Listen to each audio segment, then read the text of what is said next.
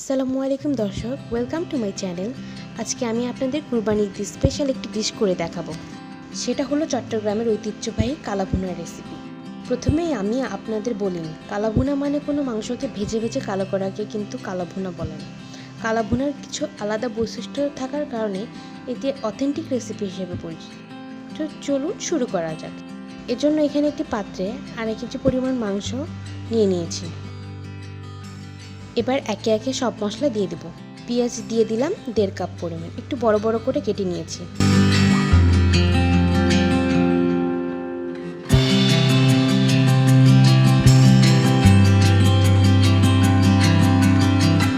তিনটি তেজপাতা একটু টুকরো করে দিয়ে দিলাম।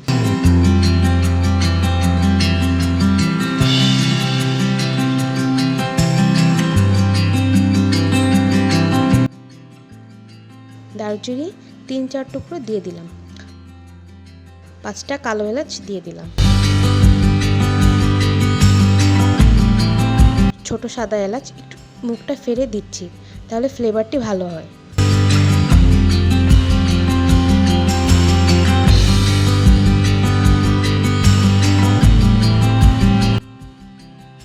দশ থেকে 12টি গোলমরিচ দিয়ে দিলাম।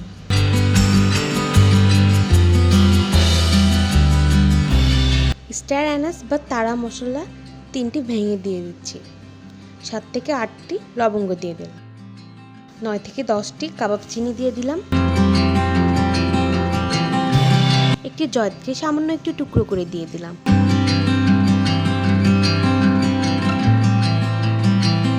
আদা আর রসুন বাটা দিয়ে দিলাম 1.5 টেবিল চামচ করে।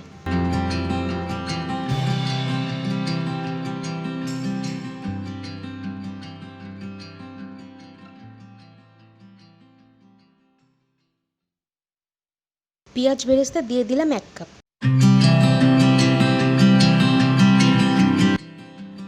3 টেবিল চামচ শুকনো মরিচের গুঁড়া,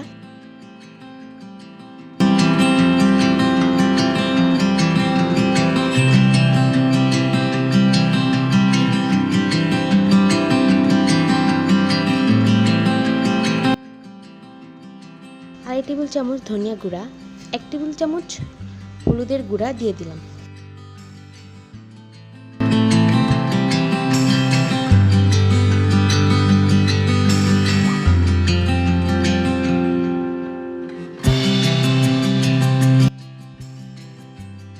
লবণ দিয়ে দিলাম 2 টেবিল চামচ।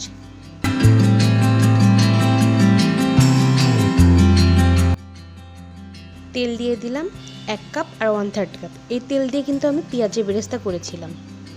এবার সবগুলোকে এখন মাখানোর পালা। এই কাজটা কিন্তু হাত দিয়ে করতে হবে। সব কিছুকে উল্টে পাল্টে ভালো করে মাখিয়ে ফেলতে হবে। যত ভালো করে মাখাবেন ফ্লেভারটা কিন্তু তত ভালো আসবে।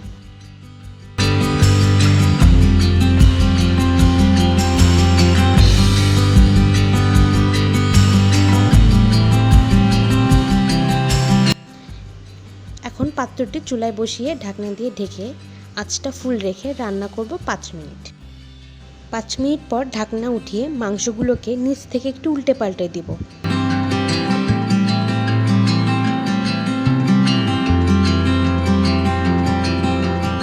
নিচ থেকে মাংসগুলোকে উল্টে পাল্টে না দিলে কিন্তু মাংসের নিচে লেগে যেতে পারে।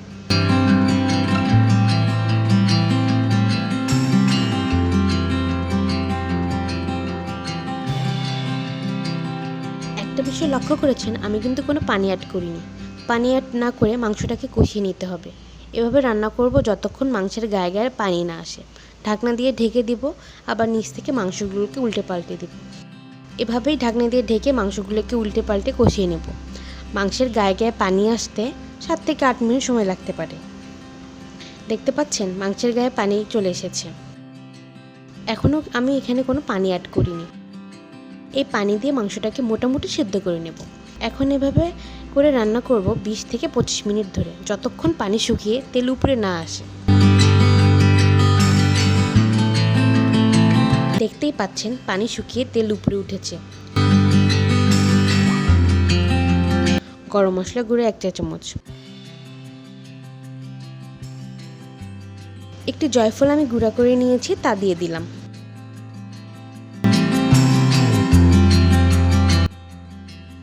রাঁধুনি গুঁড়া দিয়ে দিলাম 1 চা চামচ,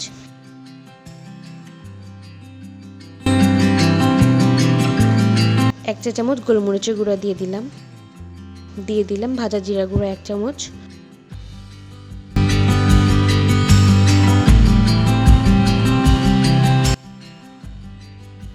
এখন মশলাগুলোর সাথে মাংসগুলোকে ভালো করে মিশিয়ে নিতে হবে।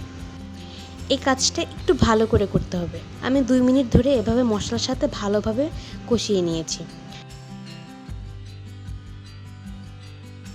এখন চুলার আঁচ একেবারে কমিয়ে ঢাকনা দিয়ে ঢেকে দেব। ওদিকে বাগারের প্রিপারেশনটা করে নিচ্ছি। এর জন্য একটি প্যানে 1/2 কাপ পরিমাণ সরিষার তেল দিয়ে দিলাম। তেলটা গরম হয়ে এলে পেঁয়াজ কুচি দিয়ে দেব। এবার এই পেঁয়াজটাকে বেরেস্তার মতো লাল করে নিব। বারবার নেড়ে দিতে হবে, তা না হলে পেঁয়াজ পুড়ে যাবে। একটু লাল হয়ে গেলে রসুন কুচি দিয়ে দেব। একটু নেড়ে আদা কুচি আর 3টা শুকনো মরিচ দিয়ে একটু নেড়ে নেব। বারবার কিন্তু নেড়ে চেড়ে দিতে হবে, তা না হলে পেঁয়াজ আর রসুন পুড়ে যেতে পারে।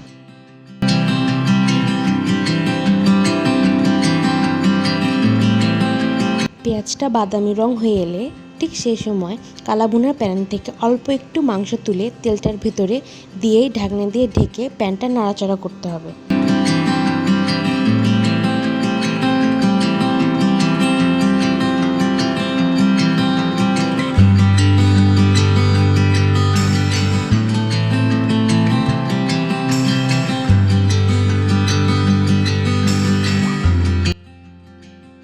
এখন ঢাকনা খুলে একটু মিশিয়ে নেব, আবার ঢাকনা দিয়ে ঢেকে দিব।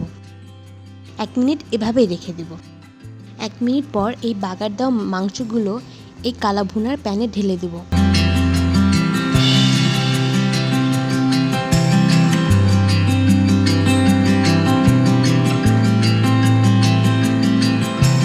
এখন ঢাকনা দিয়ে ঢেকে রেখে দেব 5 মিনিট।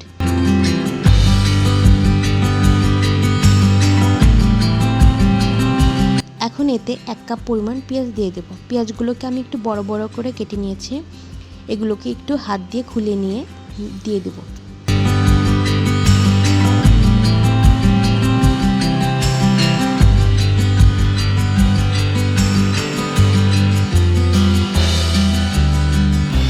পেঁয়াজগুলোকে একটু মাংসের সাথে মিশিয়ে নেব। এখন ঢেকে দিয়ে একটু কষিয়ে নেব যতক্ষণ তেল উপরে না উঠে আসে। আমার মাংসগুলো কষানো হয়ে গিয়েছে।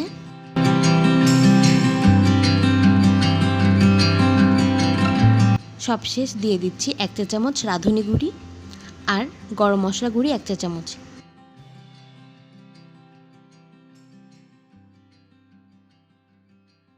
এখন মশলার সাথে মাংসগুলোকে কষিয়ে নেব। কষানো হয়ে গেলে চুলা বন্ধ করে ঢাকনা দিয়ে ঢেকে দেব।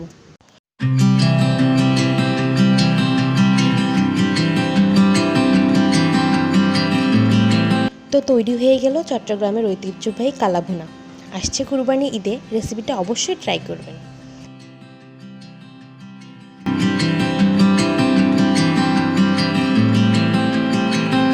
আর আমার রেসিপিটা ভালো লাগলে একটা লাইক দিবেন, ফ্রেন্ডস অ্যান্ড ফ্যামিলির সাথে শেয়ার করবেন আর চ্যানেলটাকে অবশ্যই সাবস্ক্রাইব করবেন। ধন্যবাদ সবাইকে।